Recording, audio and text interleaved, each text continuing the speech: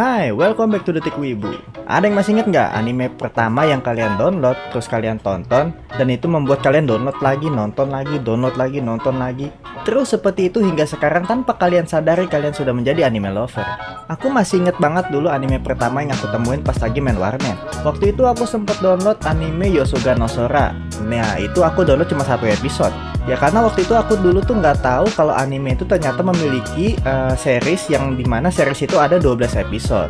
Pas aku pulang terus aku tonton, aku bingung tuh, kok begini doang sih ceritanya? Dan besokannya aku ke warnet terus download lagi sampai 4 episode.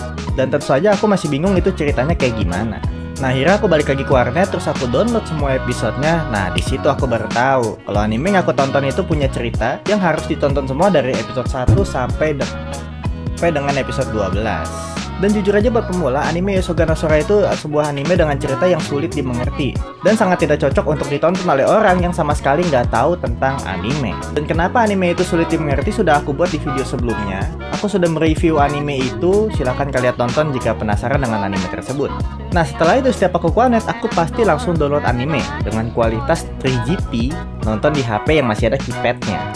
Setelah Yosuga no Sora, aku lanjut nonton Mashiro Iro Symphony, terus Bokuwa Tomodachi ga Sukunai, terus True Tears. Nah, setelah itu aku nggak tahu lagi lanjutannya apa. Yang jelas, anime-anime yang aku tonton di awal itu sebenarnya tidak cocok untuk ditonton oleh pemula seperti aku pada saat itu. Nah, lantas apa yang seharusnya ditonton oleh pemula-pemula agar dia bisa masuk ke dalam dunia kita, yaitu dunia anime lover? Dan ini adalah rekomendasi 3 anime starter pack yang cocok ditonton oleh pemula. Yang pertama, Hotarubi no Morie, bergenre drama, romance, shoujo, dan supernatural.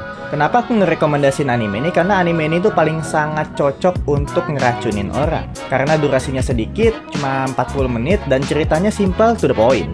Ini cocok banget buat direkomendasiin ke orang yang bahkan sama sekali nggak nonton film, termasuk anime atau film-film barat lainnya.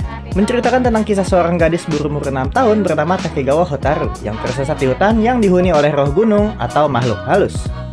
Dia ditemukan oleh penghuni hutan yang memakai topeng bernama Gin. Gin ini bukan manusia. Dia adalah salah satu roh gunung yang berwujud manusia, dan dia menggunakan topeng dengan maksud agar manusia dapat melihat dia sebagai roh, bukan sebagai manusia. Gin berbicara kepada Hotaru kalau manusia menyentuhnya, ia akan menghilang atau lenyap. Gin kemudian mengantar Hotaru untuk keluar dari hutan tersebut.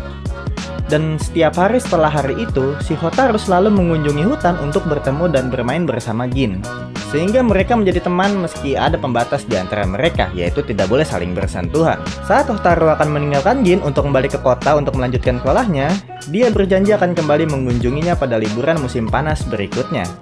Tahun ke tahun berlalu, Gin tidak pernah bertambah tua, sementara Hotaru mulai beranjak dewasa. Dia mulai jatuh cinta dengan Gin dan berjuang untuk masa depan mereka yang tidak bisa bersama selamanya. Yang kedua, Usagi Drop.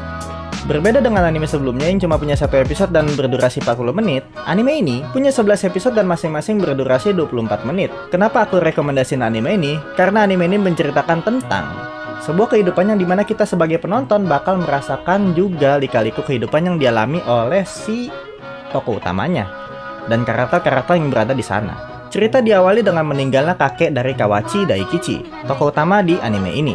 Saat ia pulang ke rumah untuk menghadiri pemakaman kakeknya, ia bertemu dengan seorang anak kecil yang tidak ia kenal. Ibunya menjelaskan bahwa anak itu bernama Rin dan merupakan anak kakek dari seorang ibu yang tidak diketahui identitasnya. Ya bener, anaknya dari kakeknya si Daikichi, alias bibinya dia sebenarnya itu. Meskipun Rin merupakan anak sang kakek, semua saudara Daikichi tidak ada yang ingin mengadopsinya karena dianggap anak yang lahir di luar pernikahan. Pada akhirnya Daikichi memutuskan untuk mengurus Rin sendirian meskipun ia tidak punya pengalaman dalam membesarkan anak. Yang terakhir, Kimetsu no Yaiba, bergenre action dan supernatural. Yang terakhir aku merekomendasikan genre action ya, karena pada dasarnya anime itu sebenarnya berhubungan dengan pertarungan dan fantasi. Seluruh anime lovers mungkin setuju kalau Kimetsu no Yaiba itu adalah salah satu dengan anime yang memiliki kualitas terbaik dari segi manapun. Menceritakan tentang tokoh utama yang bernama Amado Tanjiro, yang menjadi tulang punggung keluarga karena ayahnya sudah mati.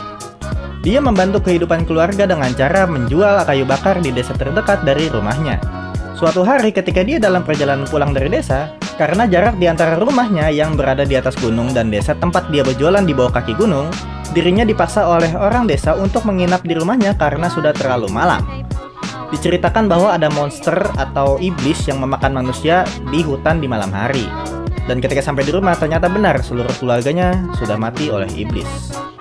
Kecuali adik perempuannya yang bernama Nezuko. Nezuko yang kemungkinan masih hidup karena tubuhnya masih hangat, Tanjiro menggendong Nezuko dan ingin membawa dia ke dokter yang berada di kaki gunung. Namun di tengah perjalanan, ada hal yang aneh dengan Nezuko, yang secara mendadak menyerang dirinya dan seakan-akan ingin memakannya. Kekuatan Nezuko sangat besar sampai membuat Tanjiro tuh kewalahan. Saat berusaha menyadarkan adiknya, datanglah seorang pria dan dia langsung menyerang Nezuko. Tanjiro secara refleks langsung menyelamatkan Nezuko karena ia tidak ingin adiknya dibunuh meskipun dia sedang ingin dibunuh oleh adiknya sendiri. Pria itu berkata kalau dia adalah pemburu iblis dan berkata kalau Nezuko sudah menjadi iblis dan bukan manusia lagi. Yang diceritakan bahwa iblis adalah suatu monster yang memakan darah manusia. Tidak akan aku lanjutkan sinopsis dari cerita anime ini, silakan kalian tonton sendiri karena ketika kalian menontonnya kalian akan merasakan merinding di seluruh badan kalian. Dan itulah yang aku harapkan kepada kalian yang belum nonton anime ini atau belum pernah nonton anime sama sekali. Itulah 3 anime starter pack untuk pemula. Simple, tapi sangat ampuh buat kalian bergabung bersama kami menjadi anime lover. Like dan subscribe kalau kalian suka, dan sampai berjumpa di video selanjutnya. Matano!